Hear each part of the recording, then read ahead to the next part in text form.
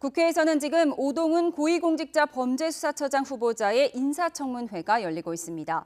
법원이 정부의 의대 증원 정책에 손을 들어준 걸 두고는 여야의 미묘한 입장차를 드러내고 있습니다. 취재기자 연결해 자세히 알아보겠습니다. 강민경 기자. 네, 국회에 나와 있습니다. 네, 먼저 국회 상황부터 짚어보도록 하겠습니다.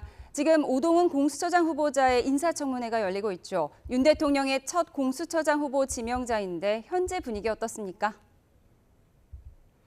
네, 오늘 청문회에서 오동훈 공수처장 후보자는 자신을 둘러싼 의혹을 대부분 인정하는 모습을 보였습니다. 판사 재직 시절 직업을 가리고 국회의원 후보자에게 정치 후원금을 기부한 의혹을 묻는 민주당 박용진 의원의 질의에는 이렇게 답했습니다. 제가 그렇게 기재한 건 아닙니다. 제가 어떻게 그렇게 기재됐는지 지금 오래된 일이라서 기억은 못합니다만 실무자가 그렇게 기재한 거 아닐까 실망입니다. 싶습니다. 왜 그 자리에다가 자기 직업을 속이고 자영업자라고 써요. 저는 그것도 실망스럽습니다. 오 후보자는 또 증여세를 줄이기 위해 딸에게 재개발 지역 땅을 편법 증여했다는 의혹이 사실이라고 인정하면서 국민 눈높이에 맞지 않았다고 사과했습니다.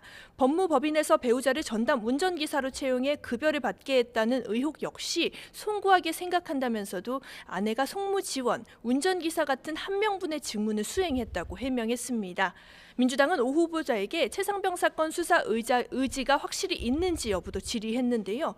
오 후보자는 최상병 순직 사건은 법과 원칙에 따라 수사하겠다면서도 특검법 질문에는 기본적으로 국회의 입법권이 존중돼야 한다는 입장을 밝혔습니다.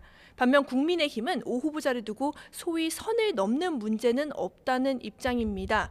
오히려 청문회 자리를 빌려 최상병 특검법은 불필요하고 공수처 수사로도 충분하다는 기존 입장을 재차 강조하고 있는데요. 함께 들어보시죠. 수사 진행 속도나 상황을 보면 제가 알고 있고 그동안 제가 국회의원이 되고 나서 법사위에 있으면서 2년간 지켜봐왔던 다른 사건에 비해서는 저는 수사 속도도 느리다고 보여지지 않습니다. 네, 어제 결정된 의대 증원 집행정지 기각을 둘러싼 여야 반응은 어떻습니까?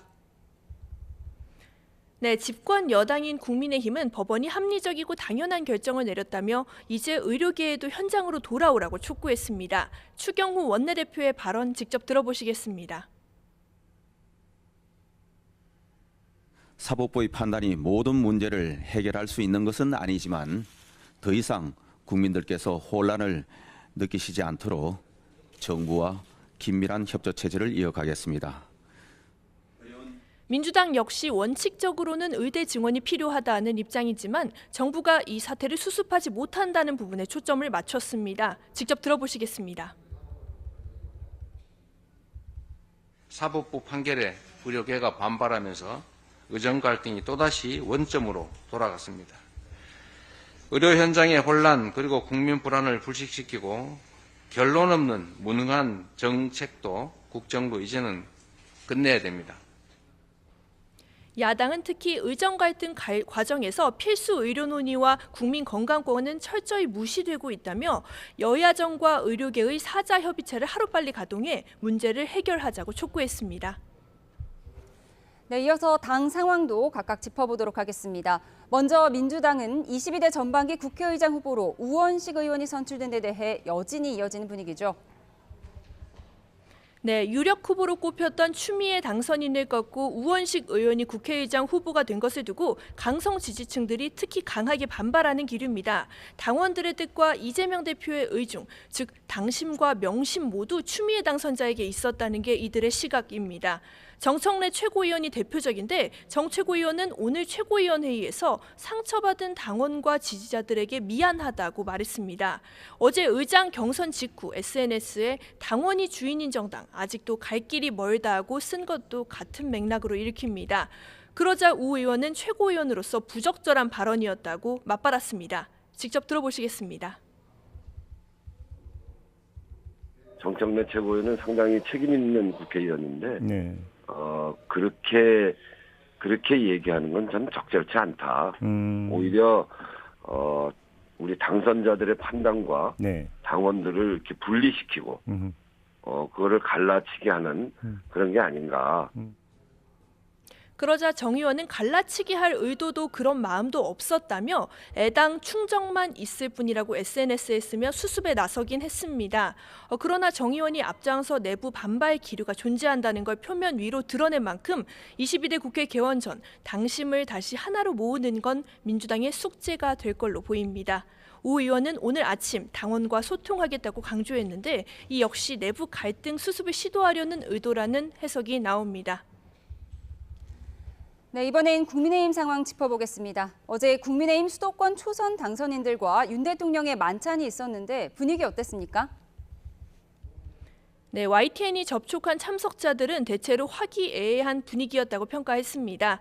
한 참석자는 통화에서 윤 대통령이 당을 부하로 생각하지 않는다며 자유롭게 의견을 달라고 했고, 이에 참석자들은 각 전문 분야에 대한 이야기를 털어놓았다고 전했습니다. 한편 비대위 체제를 가동 중인 국민의힘에선 한동훈 전 비상대책위원장의 전당대회 출마 여부가 여전히 최대 화두입니다. 당사자인 한 전 위원장은 출마나 향후 입장 표명 여부에 대한 입장을 내놓지 않고 있습니다. 그러나 최근 당내에서는 한 전 위원장의 책임론이 크지 않다라는 공개 발언도 나왔는데요. 한동훈 전 위원장의 재등판을 위한 시동 차원 아니냐는 해석이 나왔습니다. 직접 들어보시겠습니다. 한동훈 위원장이 당을 이끈 건 고작 100일밖에 되지 않습니다. 그렇기 때문에 한동훈 위원장에게 책임이 더 크다고 얘기하는 것 자체가 그 안에 어떤 정치적인 함의나 노림수가 들어있다고 저는 봐요.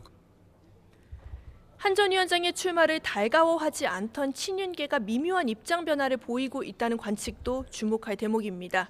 여당 측 관계자는 YTN과 통화에서 한 전 위원장이 당대표에 당선되고 톤을 바꿀 수는 없으니 친윤계 역시 고민하고 있는 거라고 분위기를 전했습니다. 이 밖에 당권 주자로 거론되는 나경원, 윤상현 의원은 최근 당 안팎에서 세미나를 열며 세력 결집을 위한 몸풀기에 나서는 모습입니다. 유승민 전 의원 역시 최근 잇따라 윤 대통령과 친윤계를 비판하며 존재감을 드러내고 있는데요. 어제는 광주를 찾아가 5.18 민주묘역도 참배한 만큼 앞으로 활동 반경이 더 넓어질 수 있다는 관측이 나옵니다. 지금까지 국회에서 YTN 강민경입니다.